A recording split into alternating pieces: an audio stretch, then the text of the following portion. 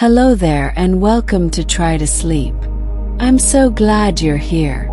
Whether you're tucked under the covers, the lights dimmed, or just lying back with your eyes half closed and your thoughts still whirring from the day, this is your gentle invitation to slow down. Tonight, we're exploring something deeply mysterious, quietly profound, and maybe just a little bit mind-bending.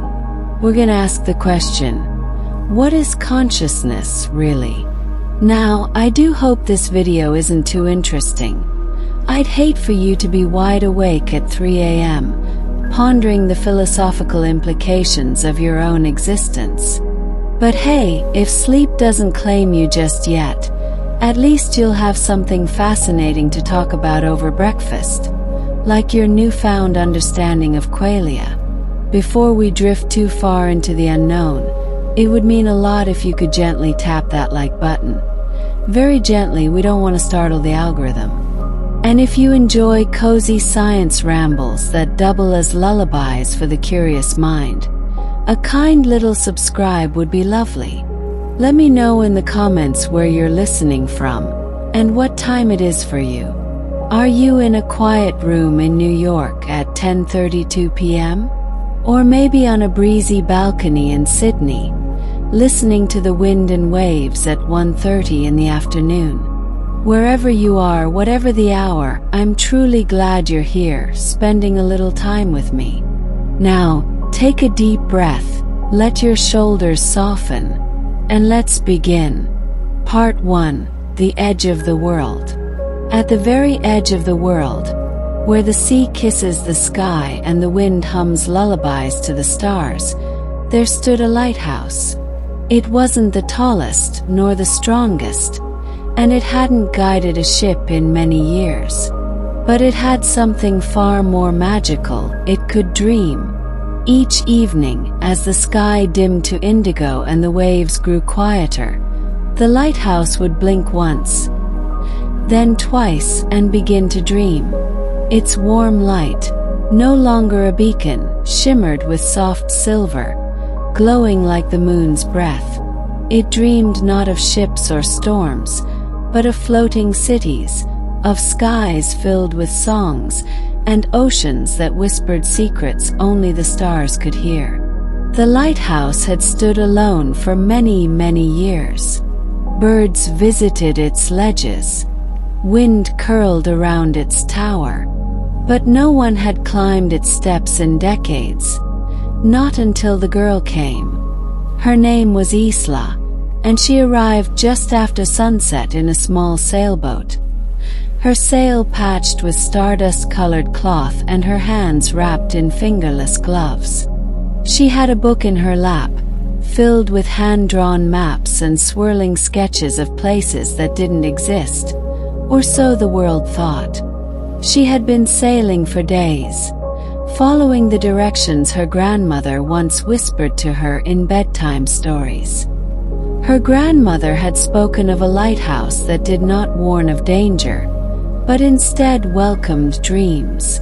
A lighthouse with a soul, where the walls remembered, and the light did more than shine. As Isla pulled her little boat into the calm cove below the cliffs, the sea turned glassy. Stars began to stretch above her, each one blinking slowly, as if waking from a nap. The lighthouse stood tall and still above her, its round eye glowing gently, as though it too was listening. Isla climbed the winding stone path carved into the cliffside, her boots crunching softly. When she reached the lighthouse's old wooden door, she paused. The air here felt thick with stories. She knocked once, then twice. To her surprise, the door creaked open without a sound. A soft scent, a mix of sea air, old parchment, and lavender, drifted out. Inside, the lighthouse was warm, not from a fire, but from something quieter, deeper. Light flickered along the walls where old maps hung like memories. There were shelves of dusty books, glass jars filled with feathers, pebbles, and tiny scrolls. In the corners, dream catchers swayed with the breeze. Isla stepped inside, her heart calm. Each stair creaked as she climbed to the top, but the sound wasn't loud. It was like a heartbeat, steady and slow. At the very top, where the light lived, she found it. The glowing orb of soft silver that pulsed gently in the center of the room. It wasn't mechanical.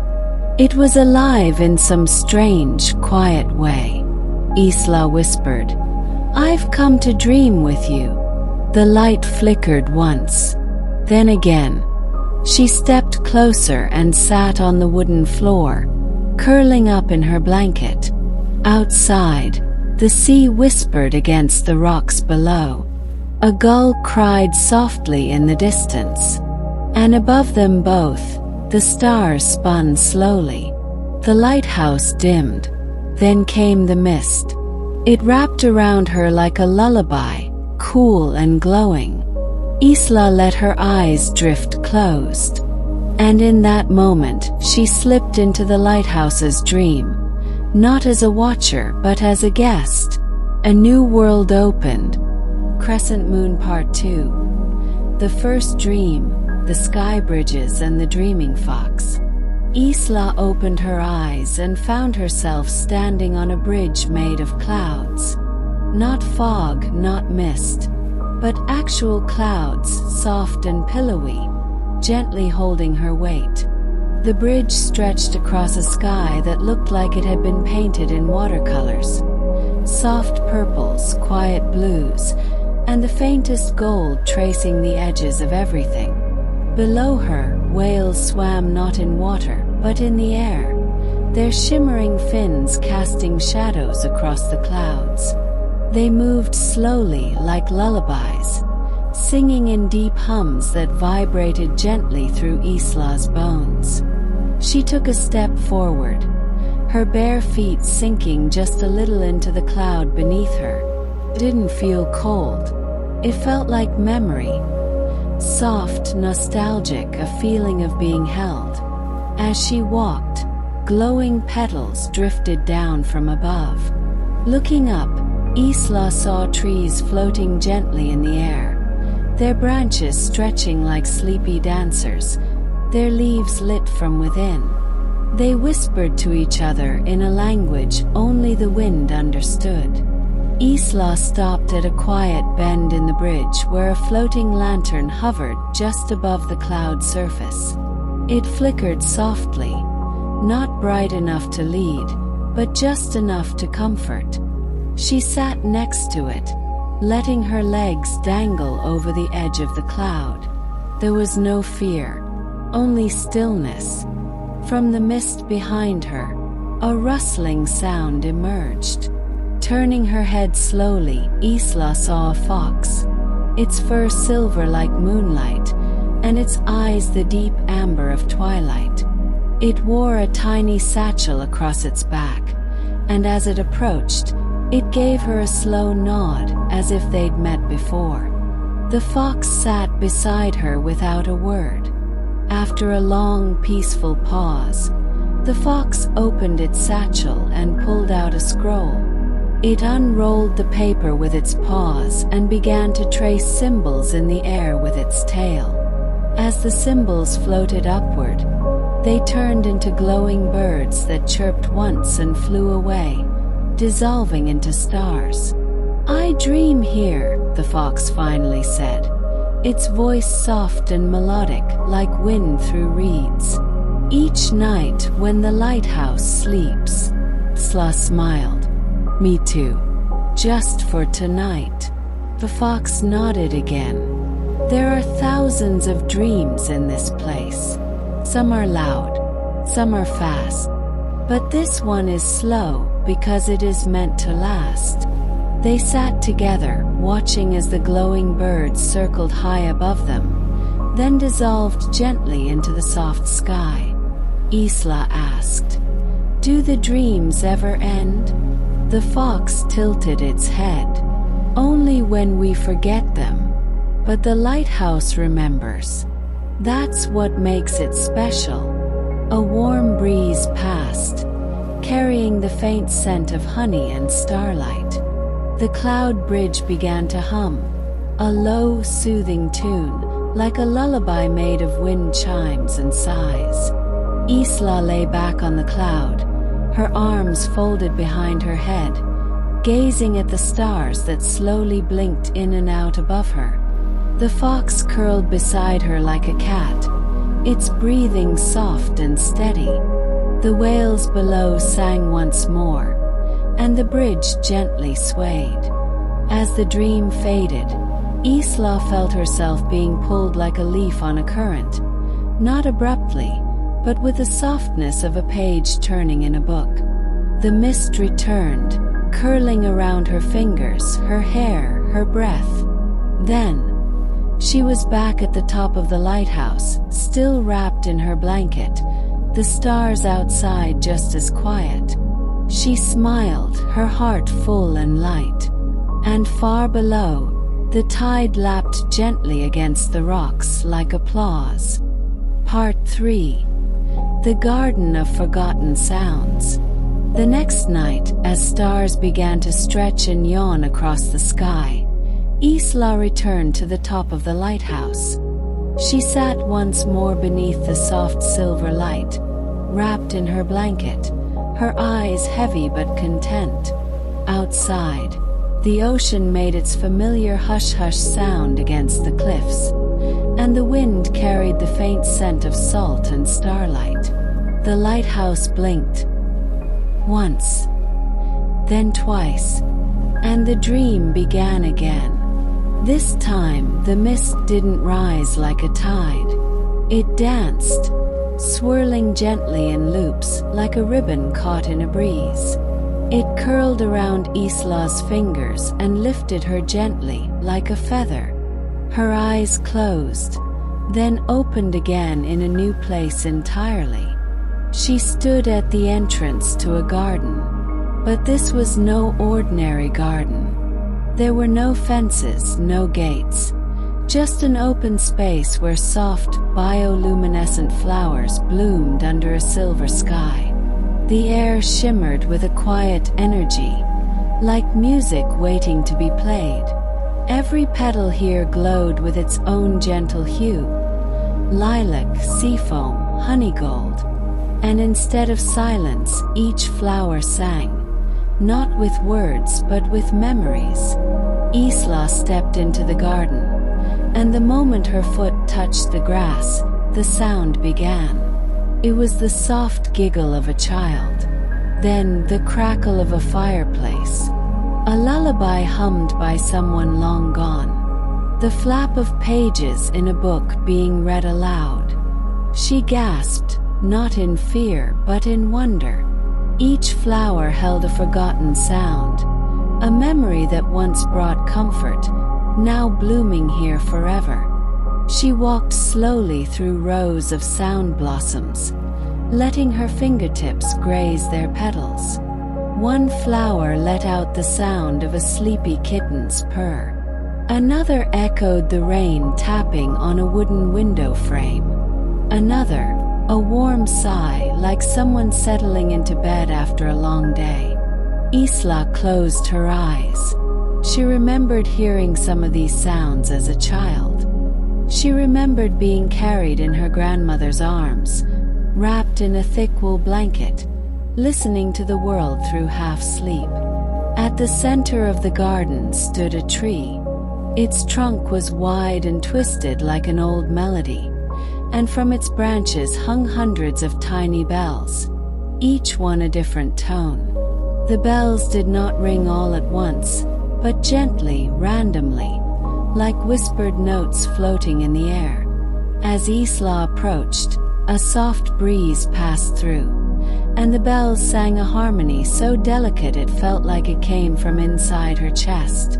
She sat beneath the tree and leaned back, letting her head rest against the bark. The ground beneath her pulsed faintly like a heartbeat. And then, without planning to, she began to hum. A melody her grandmother once hummed while stirring tea. A tune with no name, only warmth. The garden responded.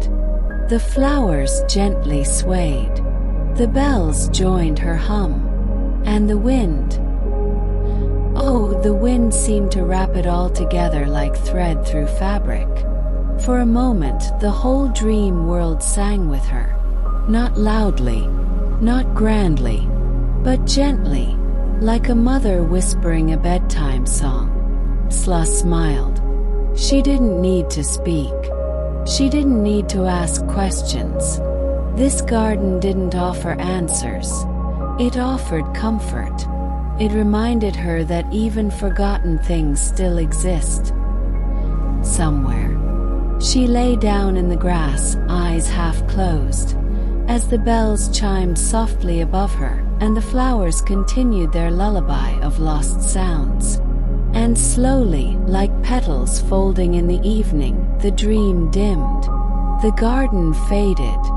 The mist returned. And when Isla opened her eyes once more, she was back at the top of the lighthouse, her blanket warm, her heart full, and the world outside as quiet as a held breath. She whispered, "Thank you." And the lighthouse pulsed once in reply. Part 4. The Tide Library. The stars were especially quiet on the fourth night. The sea outside the lighthouse barely moved, as though holding its breath. Inside, Isla wrapped her blanket around her shoulders and watched the silver light shimmer above her like a sleepy moon. She didn't say anything this time. She simply closed her eyes and waited. The lighthouse blinked. Once, then twice, and the dream welcomed her back. This time, she found herself standing at the edge of a glowing shoreline. The sand beneath her feet was cool and soft, almost like powdered pearl. The water lapped at the shore with a delicate rhythm, not crashing or rolling, but brushing like a hand smoothing silk. The ocean here wasn't dark. It glowed from within. Soft hues of lavender and blue pulsed gently with each ripple. Floating above it, like jellyfish in the night, were glowing orbs, and each one, Isla realized, contained a book. They drifted in on the tide. No waves, no boats, just quiet, floating stories coming in from far away. She walked slowly into the shallow water. It barely reached her ankles, but it felt wise. Not in a way she could explain, but in the way it moved, like it knew where each story belonged. As Isla reached out, one of the glowing orbs floated toward her. The orb popped gently, and a book settled into her hands, bound in blue velvet, its pages edged in silver. When she opened it, the pages did not have words. Instead, they whispered. A soft voice, gentle and low, told her a story from someone's dream, about a bear who lived in a glass forest and built a hammock from rainbows to sleep under the stars. The voice was calm, patient. It spoke slowly, like it had all the time in the world. When the story ended, the book closed itself, glowed for a moment, and then dissolved into mist. More orbs began to drift in, each carrying a different book. Isla waded deeper, collecting them, listening. One told the tale of a grandmother who baked bread with clouds and laughter. Another whispered about a cat who learned to speak only in dreams and shared bedtime stories with the moon. And one, perhaps the gentlest of all, shared a lullaby sung by a wind spirit that tucked children into bed with invisible blankets of safety. Isla sat in the shallow water, her legs folded beneath her. The glowing orbs gathered around her like fireflies. She didn't need to speak. The library of the tide had no shelves, no rules, only listening. She leaned back, letting the water cradle her. Above her, the sky was filled with soft stars, blinking slowly like they too were falling asleep. The tide shifted again, gently tugging the books back out to sea. They floated away, their stories read and remembered. Isla watched them go, not with sadness but with peace. She understood now. This place wasn't for keeping stories. It was for letting them rest, letting them drift, and one day return. A final book floated to her. Small, worn, wrapped in soft brown leather. She opened it. It whispered her own voice, much younger, telling a story she hadn't remembered until that moment. One she had made up as a child, about a lighthouse that dreamed. She smiled. Tears gathered, not from sorrow, but from recognition. The tide knew her too. The water glowed a little brighter around her, and the last of the books faded into the mist. The sky above rippled once, like a curtain closing softly. Then the dream faded. The mist rose again, and she was home, back at the lighthouse. The silver light above her glowed gently, as if it too had listened with her. Outside, the tide whispered against the rocks, just like it had in the dream, and Isla, wrapped in her blanket, whispered into the stillness, "I'll remember." Mantelpiece Clock Part 5. The Clockmaker's Cloud. On the fifth night, Isla didn't even wait for the lighthouse to blink. She was already resting at the top of the spiral staircase, her blanket draped across her lap, a faint smile on her lips.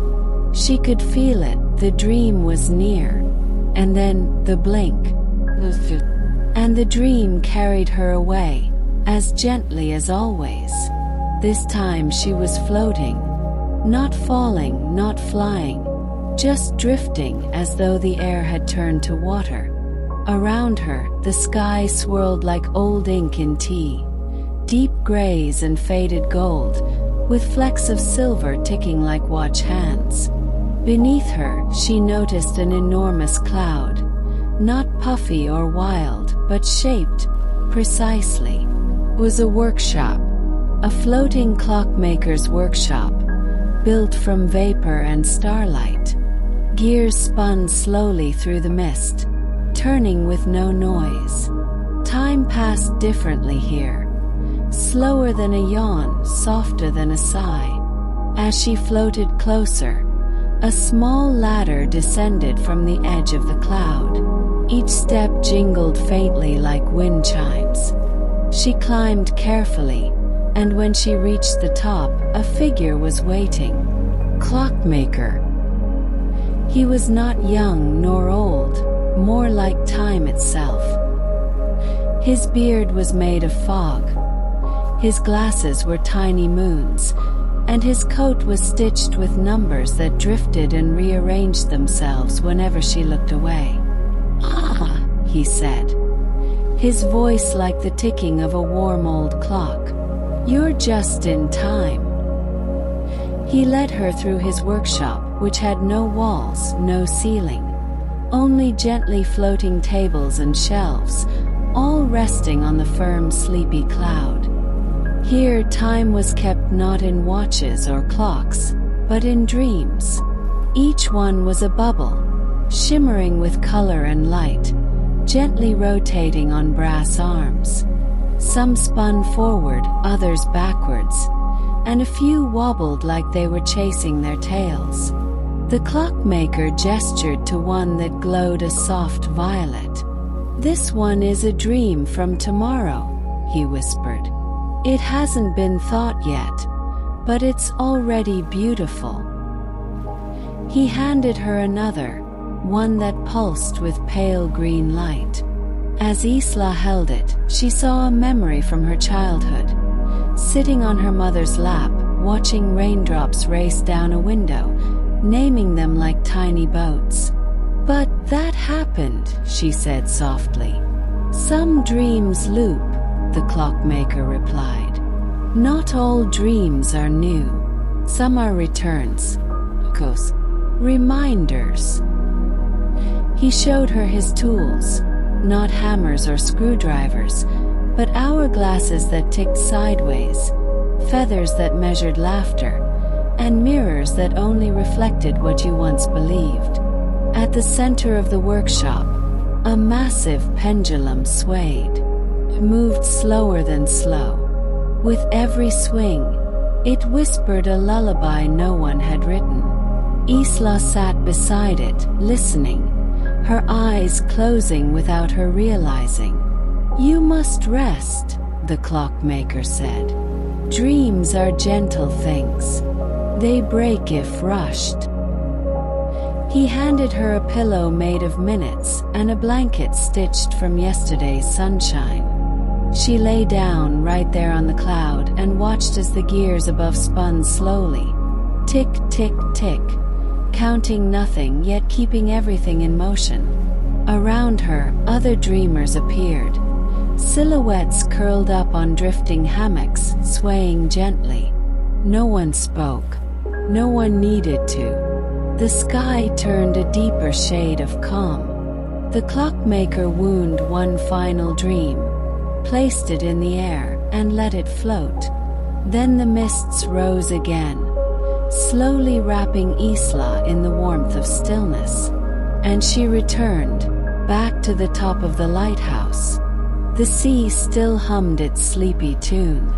The stars blinked in their usual rhythm.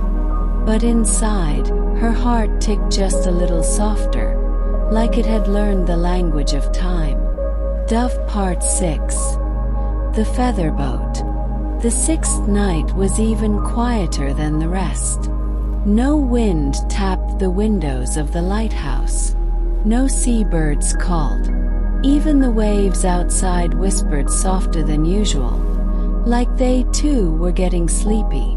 Isla wrapped herself in her blanket and rested her head on the wooden railing, eyes half closed. She didn't speak, didn't wonder. The dream always knew when to come. And right on cue, the lighthouse blinked, once then twice, and the dream carried her off again, like a tide made of velvet. This time she awoke beside a lake. But it was not a lake of water. It was a sky lake. Above her was not the sky, but beneath her, endless stars stretched below like a mirror. She stood on the edge of a quiet dock made of soft moonwood. Everything shimmered like it had been dusted with sleep. Floating gently at the dock was a boat, but not a boat made of wood or steel. It was made entirely of feathers. Feathers of every shape and kind. Dove gray, cloud white, storm blue, and golden like the hour just before sunset.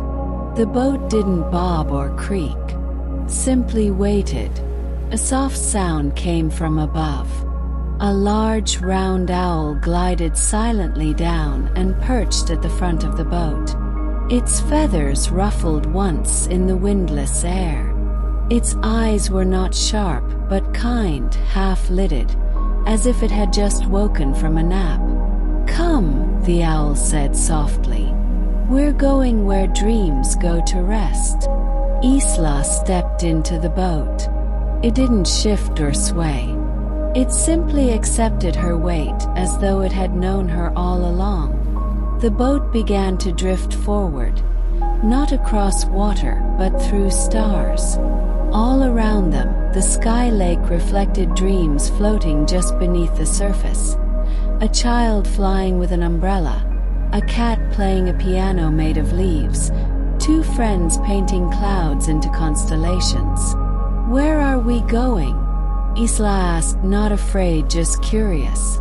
The owl blinked slowly. "To the nesting place, where the oldest dreams go when they are ready to sleep forever." They sailed past gentle ripples of dream light, where bubbles rose and softly popped, releasing tiny lullabies into the air. Each one had a tune Isla didn't recognize but felt like she'd known all her life. Along the way, the owl told her stories of the dream of a mountain that once sang only to the moon, of a cloud who collected secrets whispered by trees, of a star that gave its light not to shine, but simply to warm the space beside it. Every tale was quieter than the last. Eventually the boat slowed. Ahead, resting on a bed of glowing mist, was a small island, shaped like a nest. Its edges were built from time-worn dreams. Feathers, driftwood, old storybooks, and notes that had never been sung.